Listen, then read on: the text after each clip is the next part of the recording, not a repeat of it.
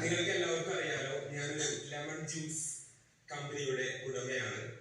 നിങ്ങളൊക്കെ മീറ്റ് ചെയ്യാൻ പറ്റുന്നതിലും പുതിയ ഏജന്റുമാരെ കിട്ടുന്നതിലും ക്വാളിറ്റി ഇൻസ്പെക്ടേഴ്സിനെ കിട്ടുന്നതിലും ഒരുപാട് സന്തോഷവാനാണ് ഞാൻ.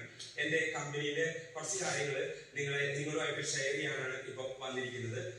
ലെമൺ എന്ന് പറയുമ്പോൾ തന്നെ ചെറുനാരങ്ങ കൃത്യമായിട്ട് പഴുത്ത ചെറുനാരങ്ങയായിരിക്കണം ഉപയോഗിക്കേണ്ടത്. പച്ച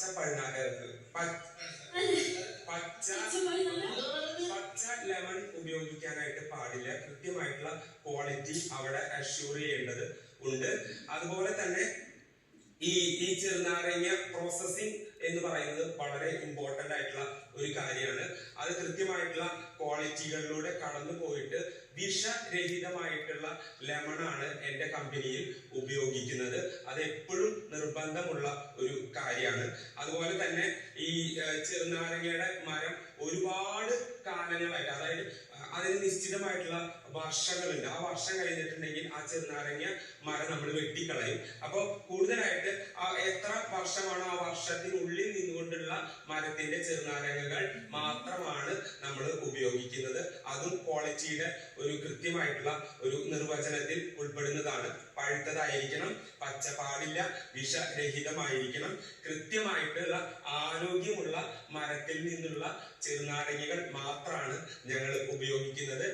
ഓവറായിട്ട് പ്രായമുള്ള ചെറുനാരങ്ങയുടെ മരങ്ങൾ അത് ഞങ്ങൾ വെട്ടിക്കളഞ്ഞ് കൃത്യമായിട്ടുള്ള ക്വാളിറ്റി അഷ്യൂർ ചെയ്തിട്ടുള്ള മരങ്ങളിൽ നിന്നുള്ള ചെറുനാരങ്ങകൾ മാത്രമാണ് ഉപയോഗിക്കുന്നത്.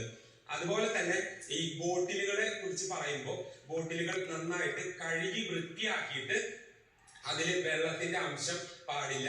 അത് ഒന്നാമത്തെ കാര്യം. രണ്ടാമത്തെ കാര്യം എന്ന് പറഞ്ഞിട്ടുണ്ടെങ്കിൽ ബോട്ടിലുകൾ കൃത്യമായിട്ട് ഞെളങ്ങാതിരിക്കണം. ബോട്ടിലിന് കൃത്യമായിട്ടുള്ള ഒരു ഷേപ്പ് ഉണ്ട്.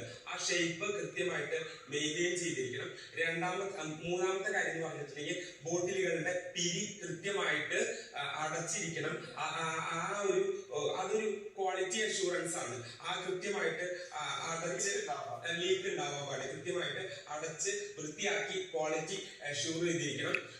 നാലാമത്തെ കാര്യം എന്ന് പറയുന്നത് ഈ ഒരു നമ്മുടെ ഈ ബോട്ടിൽ വെക്കുമ്പോൾ നമ്മുടെ ഈ കമ്പനി അഷ്യൂർ ചെയ്യുന്ന ഒരു കാര്യം എന്ന് പറഞ്ഞിട്ടുണ്ടെങ്കിൽ ഏത് കാലാവസ്ഥയിലും ഈ ബോട്ടിലിൽ ചെറുനാരങ്ങ സത്ത് വെച്ചിട്ടുണ്ടെങ്കിൽ, അത് മലയാള വാക്കാണെന്ന് അറിയാം എങ്കിലും പറയാണ്, ചെറുനാരങ്ങയുടെ ഈ എസൻസ് വെച്ചിട്ടുണ്ടെങ്കിൽ അത് ഏത് കാലാവസ്ഥയിലും നമുക്ക് ഉപയോഗിക്കാനായിട്ട് പറ്റും.